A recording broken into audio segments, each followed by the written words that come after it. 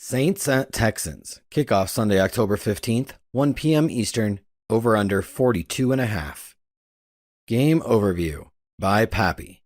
Dameon Pierce is underpriced for his role. Nico Collins is underpriced for his role. Robert Woods has seen 40 targets through 5 weeks. Alvin Kamara is the engine of the Saints offense. Carr looked healthier last week.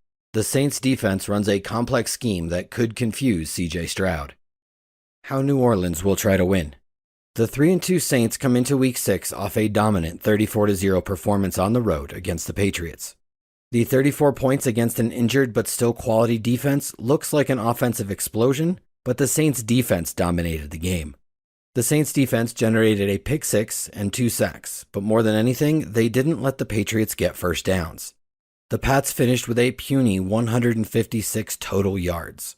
The Saints defense isn't elite at anything, but is good at everything.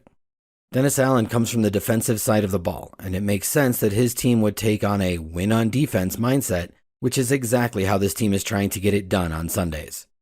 The Saints' season-long outlook was improved when Carr, albeit on only 26 attempts, looked much better than the previous week. They have played up-tempo, pass-leaning football when everyone is healthy and the game is close. However, they are trying to win on the defensive side of the ball. Their pass attempt totals of 26, 39, 34, 37, and 33 are interesting compared to the game script. The 26 attempts came in a lopsided win, the 39 attempts came in a lopsided loss, and the moderate attempt totals came in one-score games. The Saints are a game flow dependent team willing to pass, but would rather throw under 35 times and play good defense. The quote, run funnel Texans are one of the most obvious spots to attack on the ground. Run funnel is in quotes because after getting trampled on the ground to start the year, the Texans held the vaunted Falcons running backs to 86 yards on 32 carries. A stunning 2.7 yards per carry. The Saints' offensive line has been poor overall, 22nd ranked per PFF, but played well last week, highlighted by Eric McCoy's highest grade among all offensive linemen. Is this a weakness on weakness or strength on strength matchup? Pete Carmichael Jr. isn't likely to care. He runs a bland offense that uses play action and pre-snap motion at some of the lowest rates in the league.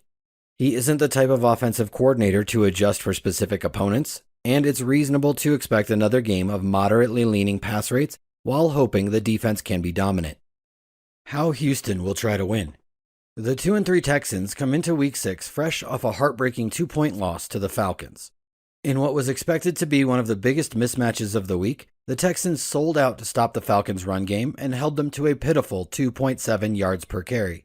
Unfortunately, Desmond Ridder showed he could win a game when forced and lit up the previously solid Texans' pass defense for 329 yards. Still, D'Amico Ryans deserves much credit for how feisty his team has played. The Texans are one of the only 2 teams in the league, the other is the Rams, with a losing record and a positive point differential. Bobby Slowik and C.J Stroud are the biggest reasons for the turnaround.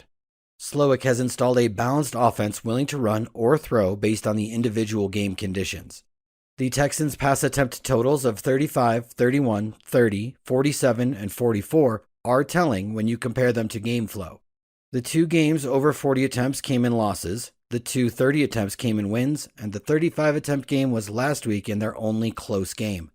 The Texans want to play balanced but are willing to throw or take the air out of the ball, depending on the scoreboard. Slowik is willing to adjust based on an opponent's weakness, but the Saints' defense doesn't present an obvious point of attack, so he is likely to lean on the team's strengths, which has been its passing. The Texans' offensive line got a significant boost last week with the return of left tackle Laramie Tunsil and left guard Titus Howard. Tunsil was dominant as a pass protector, recording PFF's highest pass blocking grade of the week for any tackle. The Texans' O-line improvement, 16th ranked by PFF, will help Stroud, who only felt pressure on 3 of his 35 pass attempts last week. The Saints are one of the most adaptable and best scheme defenses in the league, with Dennis Allen being one of the few coaches who calls both 3-4 and 4-3 concepts. The Saints are similarly confusing in coverage, leaning more on man than other teams, but mixing in plenty of zone, making them one of the most unpredictable defenses. Slowik has his work cut out for him in this matchup, and he is likely to take a figure-out-what-works approach, trying to start pass balanced and being willing to lean into the pass or the run, depending on what's winning on the field. This Texans game plan is more likely to be affected by game flow than by a preconceived method of attack. Likeliest game flow.